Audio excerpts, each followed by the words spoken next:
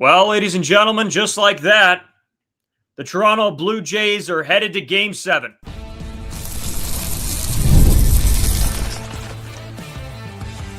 You are Locked On Blue Jays, your daily Toronto Blue Jays podcast. Part of the Locked On Podcast Network, your team every day. Welcome back to Locked On Blue Jays. Thank you for making Locked On Blue Jays your first listen every day. We are free and available wherever you get your podcasts and on YouTube. Part of the Locked On Podcast Network, your team every day. Listen, it's not the way we wanted that game to go. I think everybody in this fan base wanted this team to come out and firing on all cylinders against one of the best pitchers in all of baseball. It didn't happen. But if we're being completely honest, I see a lot of stuff saying it's done, it's over. This was the game to be scared of. It was Roki Sasaki and Yamamoto. Yeah, there you go. And at the end of the day, this team, you saw glimpses. And I think going into Game 7, the heads need to be held high. It was a crazy game. There were chances, plenty of them.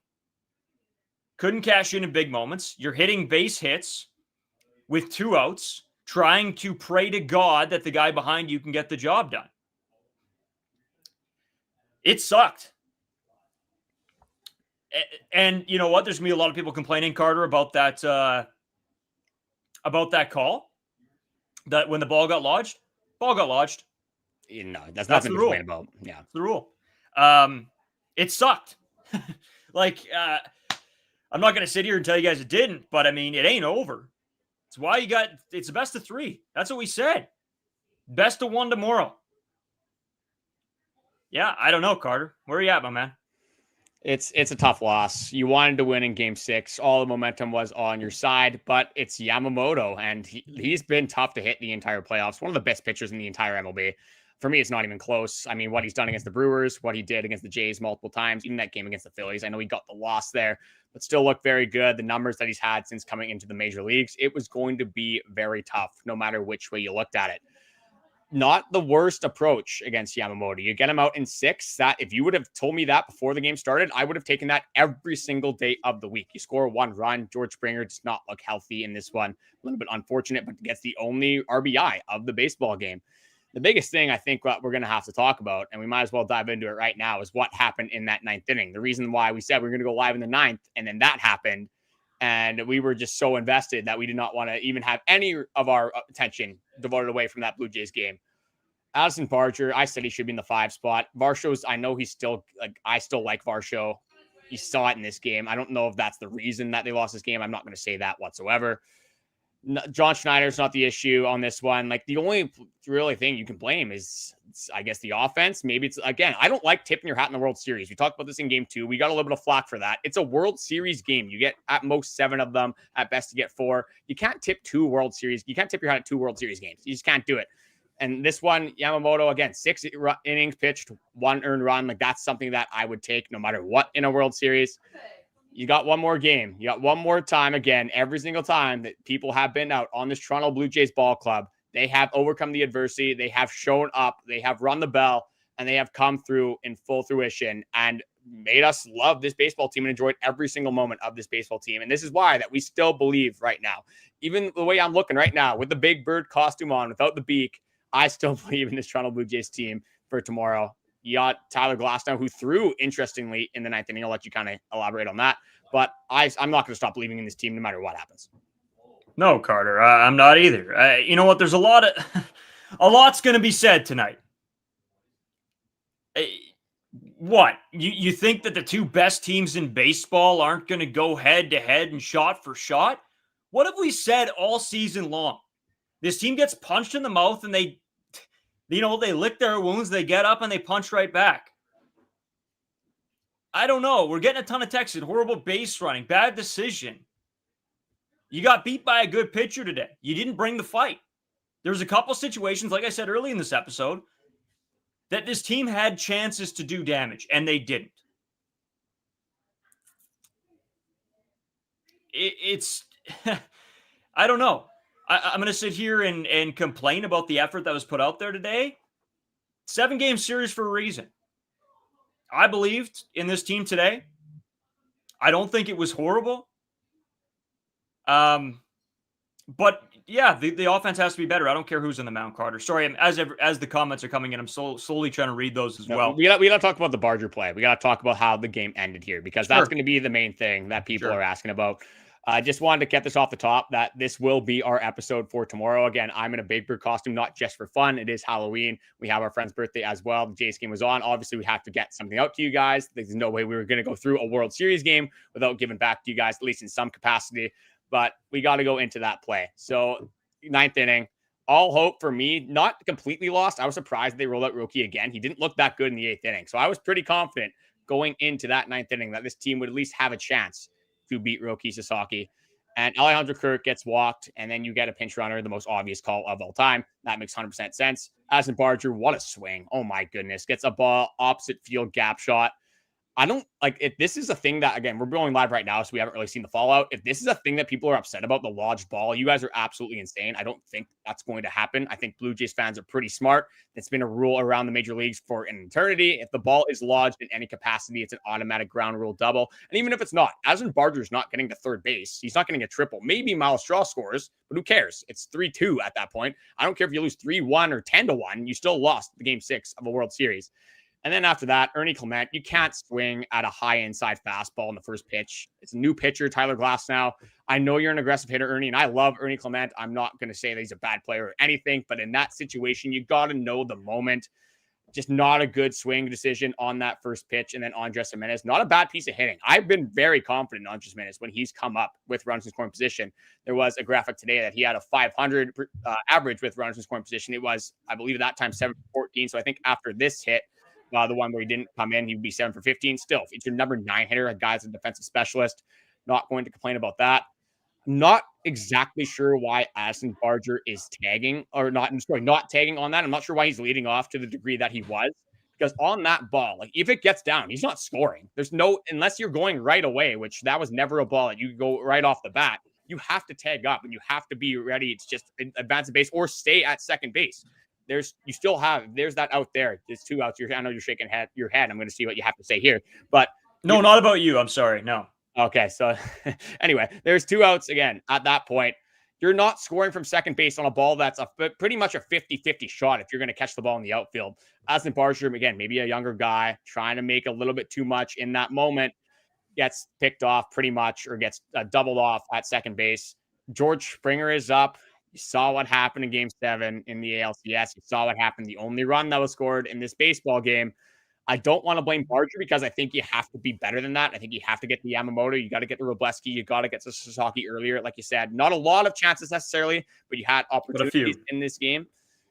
I can't fully blame Addison Barger, but I don't really know what's going through his head in that moment. Yeah, Carter, listen, I'm pissed at that whole ninth inning, to be honest with you. Ernie Clement, to me, I don't know what's rocking through his head. And I love Ernie Clement. I'm an Ernie Clement guy, but at some point, guy, you got to figure it out, and you got to be able to dial it in those moments. And then, yeah, I mean, Barger's just, he's got to get back. I mean, we're all watching the same game. I'm here trying to explain a play to you guys that you probably all know exactly what I'm thinking. Well, and what's Barger thinking there? Is he trying to score? Like, is that what's going on in his head? Maybe. There's literally no way, right? Like, what's going on in Barger's head? In his head, he's thinking, okay, if this ball gets down, I got to get cooking. But, I mean, I don't know. I don't know what the odds are of you scoring on that play anyway. Carter, I want to get to one text that just sort of pisses me off. Called it Gausman still a choker, back to the Giants for him. What in the world did Kevin Gausman do wrong to me? That's a crazy comment. I'm sorry. I don't know what that, like, how, like, actually how, after what you just watched, what Kevin Gausman did. He had one bad inning. And again, like, he had, there was one point in this baseball game where he struck out, like, it's 7 outs. He had 6 strikeouts. How are you blaming Kevin Gausman for giving up 3 runs in a baseball game against the Dodgers lineup? I get it, albeit they haven't been that good. But if you're blaming Kevin Gausman, I'm sorry. I'm just not on the same page. That's just... No, I think you're absolutely lost. I think you're absolutely lost if that's what you're saying. I get it. Listen, I think that with everybody here, and obviously, I think a lot of people wanted the Jays to come in and win this game, and that's fair. I can totally understand that you're frustrated, but there's a couple things that come on. Carter, I got to go quickly pop out here for a second. I'll leave things back to you, let you hit the quick ad break, and I'll try to be right back after this.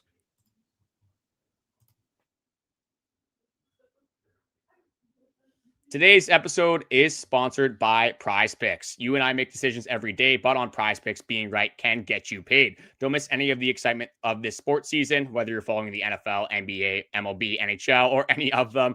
There's no better time to jump into the action. If you haven't tried it yet, Prize Picks is the simplest way to play. You pick more than or less than on 2 to 6 player stat projections and watch the winnings roll in. So unfortunately for us as Toronto Blue Jays fans, we wanted it to be wrapped up in game number 6. It will be going to a game number 7. So you know what I am going to do. Once again, I'm not going to stop believing in this Toronto Blue Jays ball club. I don't care what kind of loss they're coming off of. I got Vladdy more than hits. I got Max Scherzer more than strikeouts. I fully believe in that psychopath. And then I'm also going to go Addison Barger. I've been on the Addison Barger train. He has looked unbelievable. I would absolutely hammer the more thans if that is possible for you. So you can download the Prize Picks app today and use code LOCKEDONMLB to get $50 in lineups after your first $5 lineup. That's code LOCKEDONMLB for $50 in lineups after your first $5 lineup. Prize Picks. It's good to be right.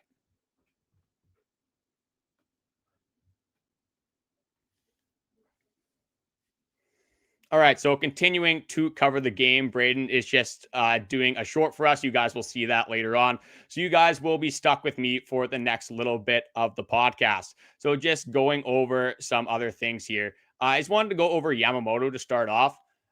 Yamamoto still looked very good. Again, we talked about this all the time. This was going to be the pitcher on the Los Angeles Dodgers. That was going to be the toughest matchup for the Toronto Blue Jays. That splitter, that curveball, we saw it again today. If Yamamoto throws the curveball, the way he mixes it in, doesn't throw it a lot, there's just every single time it seems like Toronto Blue Jays hitters were freezing on that pitch. Not a lot of swings off the curveball, whether it was high in the zone, middle of the zone, low in the zone. It just, as soon as they saw that, it's like they had no idea what kind of pitch Yamamoto was throwing. So again, a very good outing from him. You get Robleski, you get Ryoki Sasaki. You made Ryoki Sasaki throw a bunch of pitches, so that can help in your advantage for the game number 7. But it's already been teased, Tyler Glasnow, which again will be an interesting conversation to have because he did pitch only for 1 out, but he did pitch in that game number 6. So how is Tyler Glasnow going to be affected? Will he pitch again? Will he be limited innings? Again, they've already kind of came out and said it's going to be a mix of Tyler Glasnow, Shohei Ohtani, and then I won't be surprised if it's Ryoki Sasaki once again. So you get tomorrow, like at the point that we're at now, is that you just have to move on. That game was not ideal. You wanted to win it in game 6, and we said anything can happen in game 7. And you kind of saw it again here. All it takes really is 1 inning in a baseball game that can completely flip the script. In a 1-game match, the Chicago White Sox could beat the Toronto Blue Jays. Like a lot of things can happen in a game number 7. They'll have Max Scherzer on the mound. They should have Tyler Glasnow. Obviously, it is not confirmed after what happened tonight. But overall, just early on, you get Yamamoto out of the game in 6 innings. That was a very good thing by the Toronto Blue Jays. You're able to get their best pitcher out of the baseball game. Justin Robleski really just dog-walked this order. Again, not very good at-bats. The 9th inning is going to be what people talk about a whole lot. The 9th inning was very unfortunate, very tough to watch. You get 2 runners on in the World Series with no outs in scoring position. At this point, you can't blame anything. You can't blame the Dodgers. You can't blame the pitchers. It's the Toronto Blue Jays game to lose. You get 2 runners in scoring position. I don't care where you are in the order. This lineup has been good throughout the order. One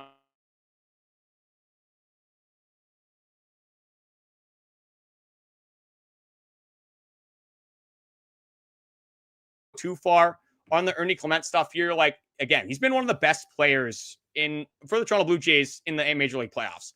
Not a good swing. I'll be the first one to admit it. I love Ernie Clement. Like one of my favorite players on this Jays team. One of my favorite players for a very long time. And this year he has become one of the fans' favorites. Unfortunately, you got to know the moment. It's the 9th inning of a World Series. I get you're excited. It's a lot easier said than done. You want to be the guy. You want to have your moment. You want to win the Jays the World Series. Every child dreams of that. Every baseball fan dreams of that. But again, this team, the way they have gotten to this point is that they have not been expected to do more than expected of them. Miles Straw is not expected to hit home runs. Andres Jimenez is not expected to hit home runs. He's not expected to carry the offense. Like these guys throughout the order, they all have their different roles. Vladimir Guerrero Jr. is supposed to be a run producer. George Springer, just focus on the hitting. Bo Bichette, be sure to come in with that clutch hit.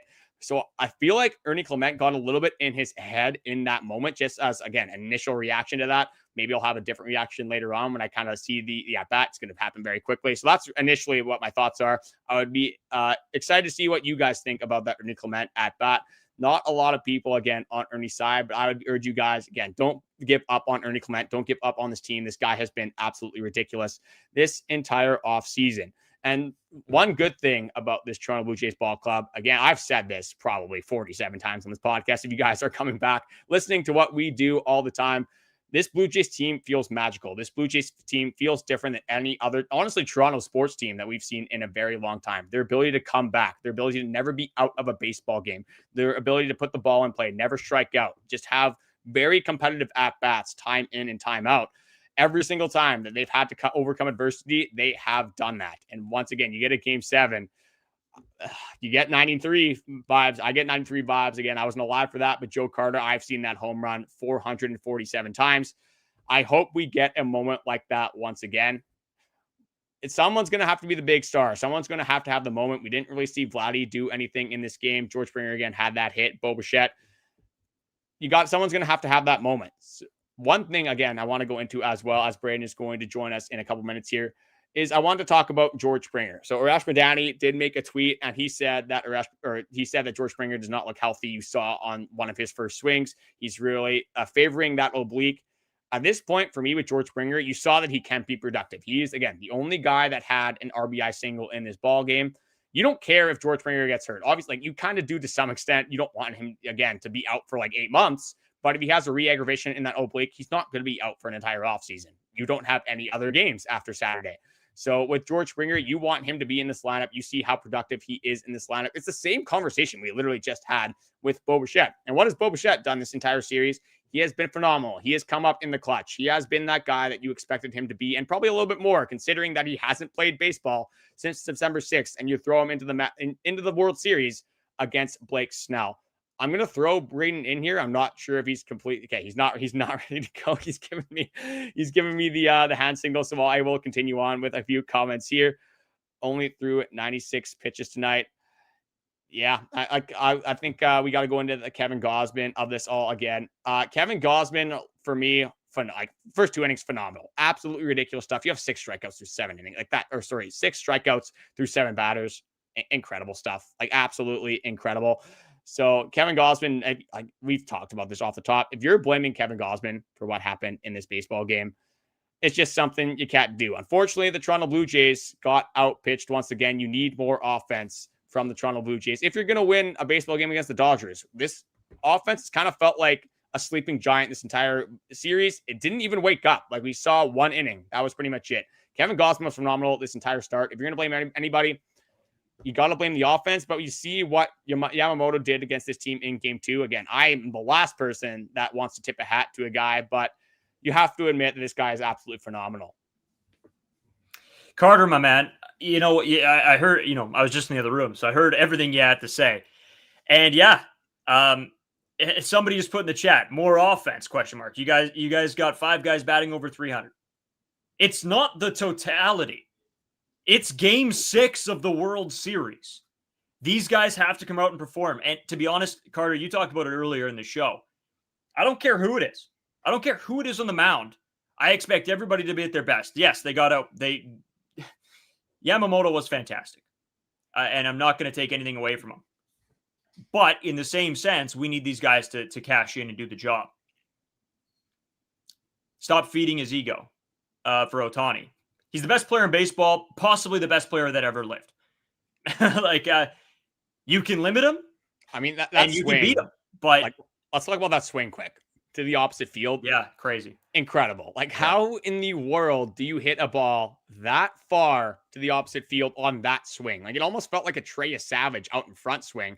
And he wasn't even out in front, obviously, because he drove it to the opposite field. Like, Shohei Ohtani is a very good baseball player. He's not the guy that you should walk literally every single at bat. Like, that's ridiculous. And good thing John Schneider did not do that after game 3, even though he threw a little bit of a curveball to the media saying, oh, yeah, we're going to walk him a lot. Which, again, in the situations where you should walk him, like that did happen in this game, you got an open base at first. Shohei Ohtani comes up with a runner in scoring position. You walk him every single time. I do not care that it led to 3 runs. If you're Kevin Gausman, you got to get out of that inning. You don't want to let Shohei Ohtani beat you. And you've seen throughout this series how if you don't let Shohei Ohtani be the offensive powerhouse that he is, and he's not going to be that guy that's carrying the Dodgers offense, make Mookie Betts beat you, which happened in this game. And I'm willing to live with that way more than if Shohei Ohtani hit a home run or hit a gaps, like a backside double, whatever it may be. Mookie Betts has not been good. You got to play to the recency bias at least a little bit. You got to play to what you've seen in the World Series. Shohei Ohtani, this World Series, again, not a hot take whatsoever, has been a million times better than Mookie Betts. Carter, I got this one on the screen. Bro, Ohtani only had 2 good games. Are you blind? Sometimes you just can't argue with people. That's fine. Ohtani is fantastic, and I'm not going to take anything away from him. This team is fantastic. This Blue Jays team. Pitchers. Yeah, no, sorry. I'll let you finish off. This Blue Jays team is fantastic. They can beat them. I know that. But if you have to try to take away their best players.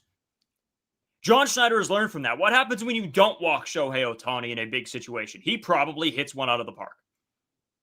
So am I mad about the situation? No.